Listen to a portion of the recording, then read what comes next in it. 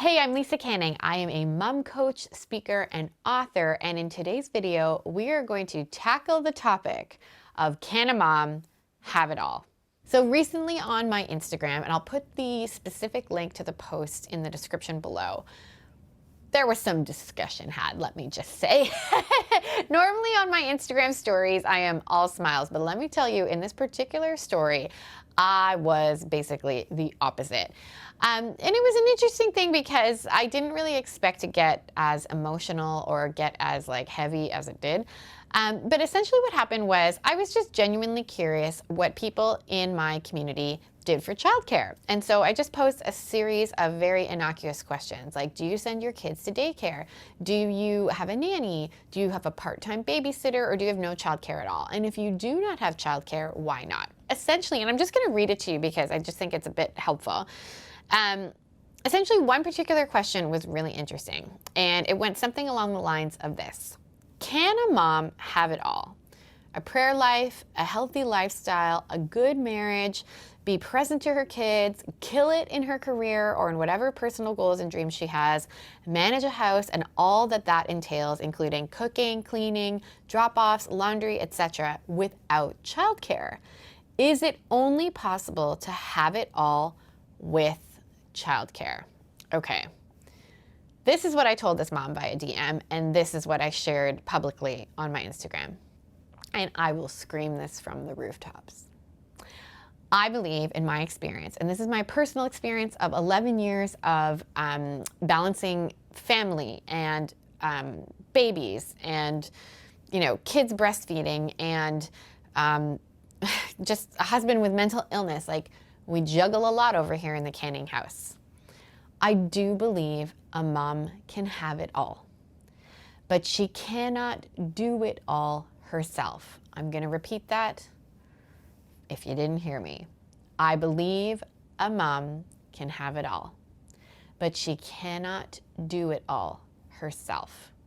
And this is such an important distinction, and this is what we're going to unpack today. For a mom to have all those things, so for a mom to have any form of self-care, quiet time, exercise, for a mom to also have a house that is maintained where, there's a general level of cleanliness, where there is food being prepared, where maintenance is being done, where laundry is kept on top of, to have a life where she is pursuing excellence in her marriage and excellence in her relationship with her kids, to pursue a life where she also has interests and hobbies, whether that be her professional career or whether that be simply personal pursuits that she has, for a mom to do all of those things. So that is my definition of having it all.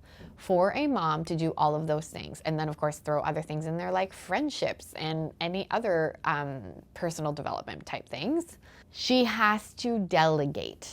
This is an essential part of the pursuit of having it all. And what I think is so interesting that happened as a result of this Instagram conversation that I was having was that it was revealed to me that really, I think, where people struggle, and this is what I want to unpack in this video, and I want to have a very honest dialogue, and just keep the comments coming in the comments below, because I think the dialogue on this is so important. Where I think truly people struggle is in the notion of guilt and control. And I think this is where, this is where I get so revved up about motherhood today. Somehow along the way, and if you know when this happened, please put it in the comments, because I honestly would like to do an anthropological study on how this happened. But essentially, when did it become the standard of motherhood that we do everything ourselves? When did it become a measurement of success that you do not ask for help and you somehow manage to do it all? Or when did it become the norm that you just did it all, but you were overwhelmed all the time? When did this happen, and why is this the standard of success? And I am calling 100% baloney on this entire situation. If you cannot tell, I am very passionate about this because, oh my word, it doesn't have to be this way. if you look back into history, like literally look back in history at how we parented in the past, people did things together. There were like European villages where everyone hung out in the town square, where women did laundry together, where women took after kids together, where older kids watched younger kids, where people shopped and cooked and kids were in and out of each other's homes.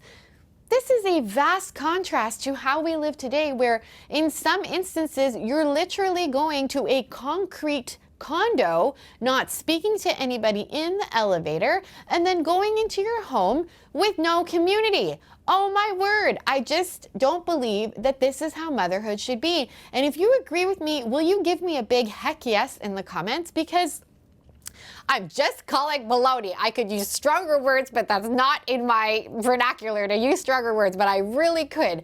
If you're listening to this and you're like, Lisa, I get it. Oh my gosh, like I desperately need help, but I feel so guilty when I ask for it, or I feel so guilty accepting it. I would simply just offer a few pieces of insight. This is often informed by how we're raised. Sometimes we are raised in a way where guilt is very heavy, or where, you're simply told that, no, you should be able to do this all yourself. So I'd encourage you to just sort of take stock of the story that you're telling yourself about asking for help, and to rewrite a new story on asking for help. Everybody's gonna have a different threshold of comfort level, of course, with people watching your children and what have you. I have all kinds of strong feelings on that topic. So I'm not saying to do something outside of your comfort level or what have you, but if you have a hard time asking for help, I would encourage you to just look at the story you're telling yourself about what it means to ask for help. Are you telling yourself that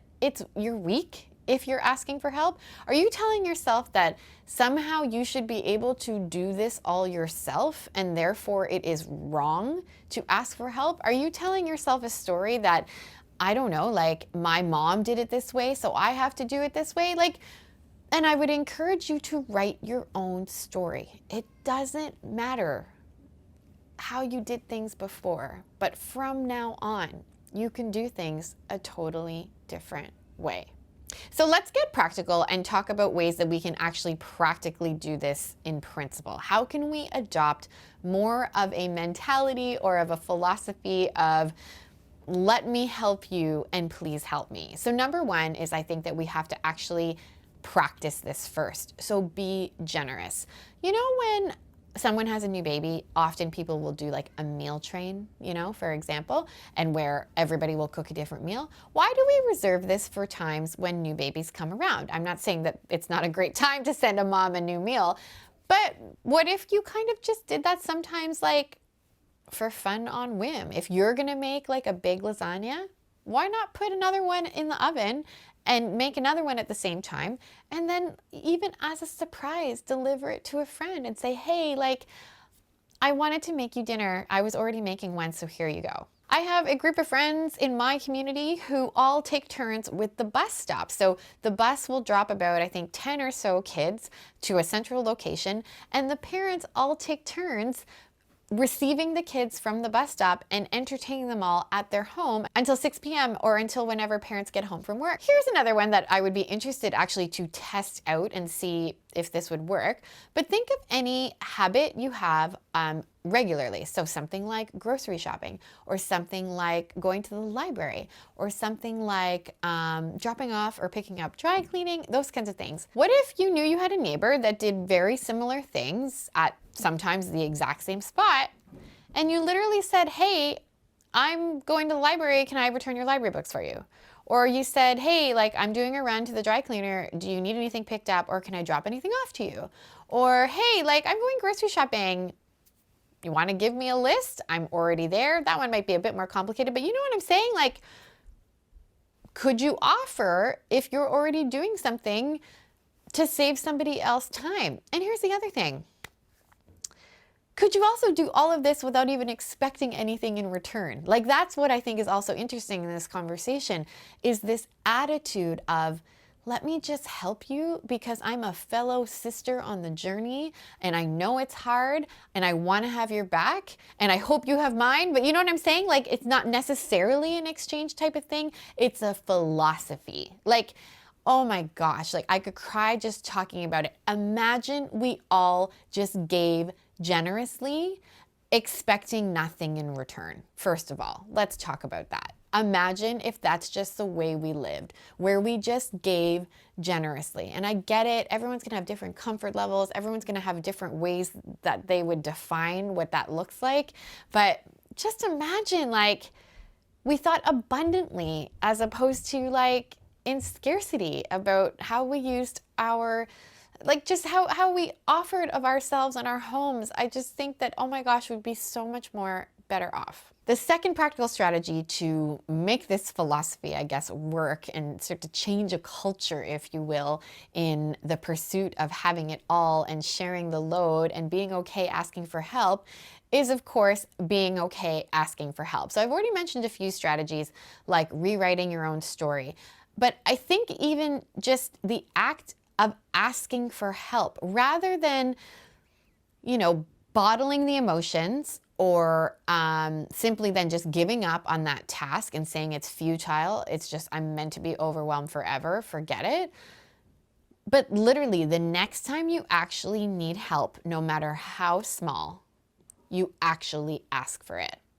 So let's be really concrete for a moment. When you are trying to improve a habit or change a behavior or rewrite a story, one of the simplest ways is to find the smallest incremental step that you could take where you could not fail. But it's funny, even as I'm talking about this, I'm realizing here's one of the big things about asking for help is that sometimes you might fail.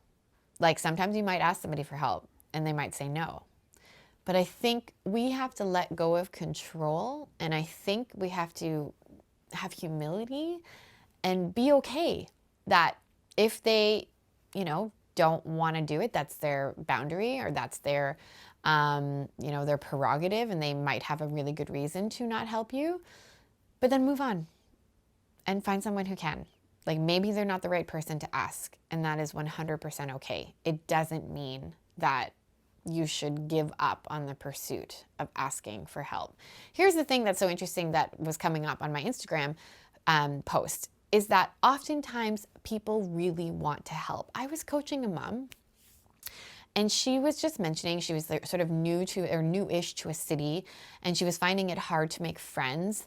And she was chatting with people at her church, and they all perceived her as not ever wanting to come out or not being almost too busy or too on the go, too involved with her family to ever come out. So they would never invite her. And when she heard that, she was just like, what am I projecting that says that I don't want you to invite me out? You know what I mean?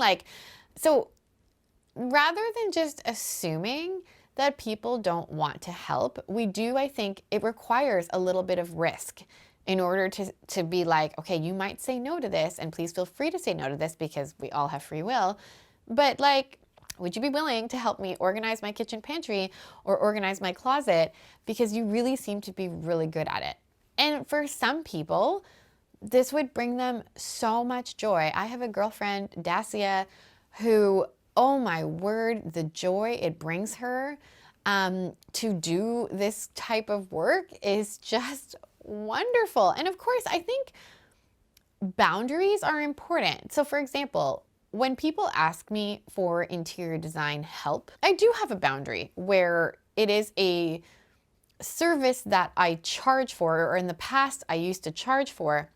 And so, of course, you want to respect people's boundaries and their time, but I still think that even in the midst of respecting people's boundaries, it doesn't hurt to ask. I think that's another distinction here is that you want to do this with people who you've developed a bit of trust with. I do think that sometimes asking just a random stranger, hey, can you help me? Although, hey, it's worth a shot, to be honest. I'm not saying don't do that. But I do think that when there's a little bit of trust built between people, that again, they understand where you're coming from. They understand that you're not trying to take advantage. I think that's really important in this conversation as well.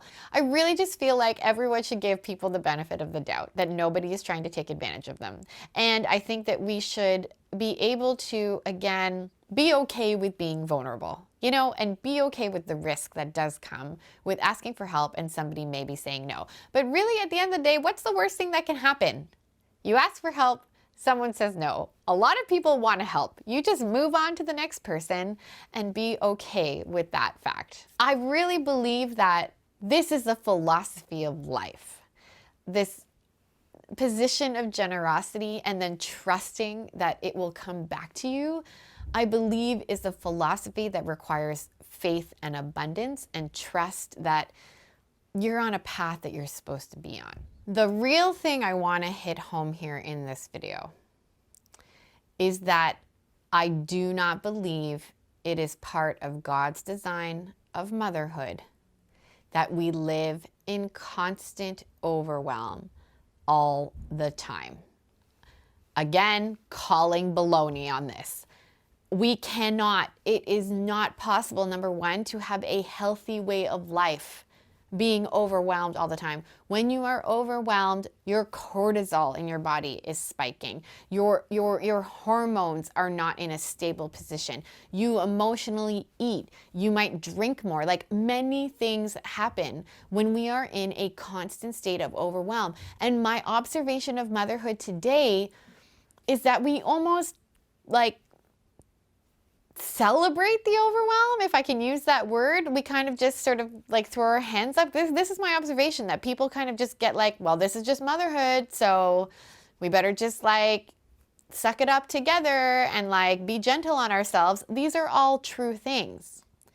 But what if instead, and alongside of that, being gentle on ourselves and understanding that motherhood is a hard gig, what if instead of being in overwhelm all the time, we find ways to get out of it?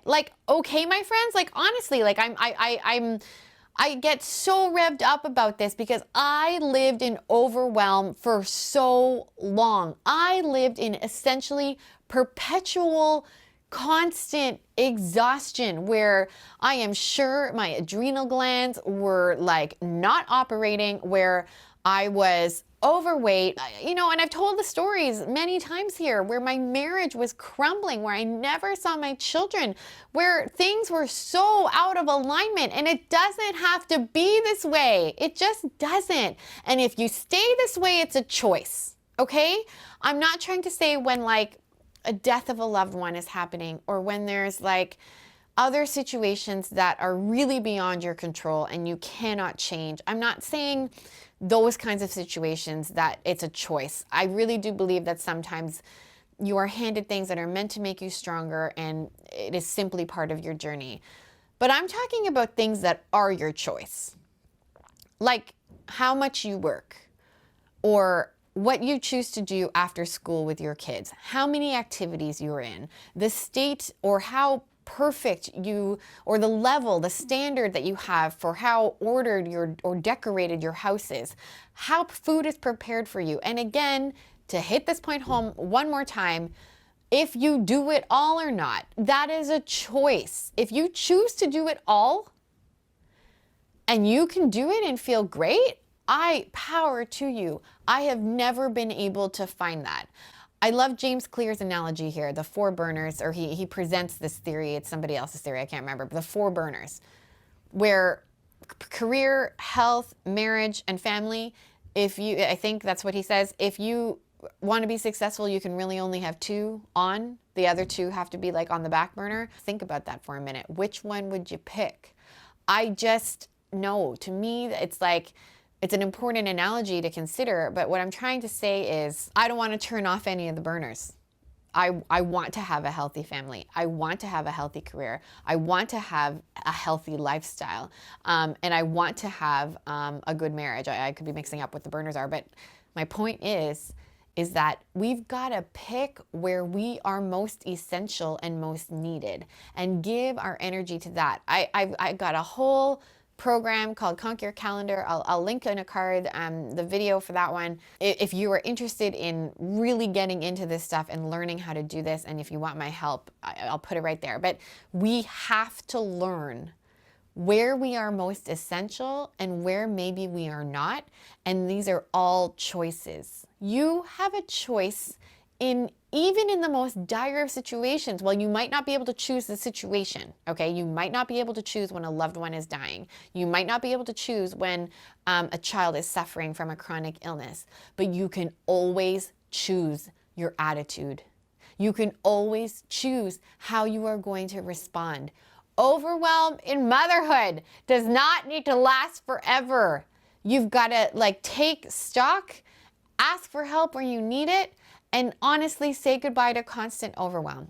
Ugh.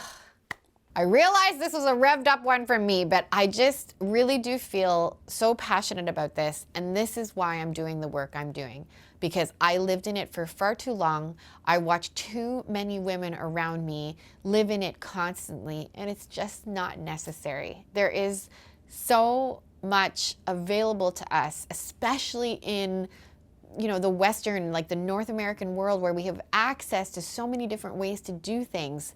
I really just believe that a mom can feel empowered and feel like she can design a life that she loves and pursue her personal goals and dreams while being a great mom at the same time. If this topic of motherhood and overwhelm and purpose and identity and all these things and how you balance things is interesting to you, I'm going to put a link in the cards for you with a playlist on this topic, and I will see you on the other side.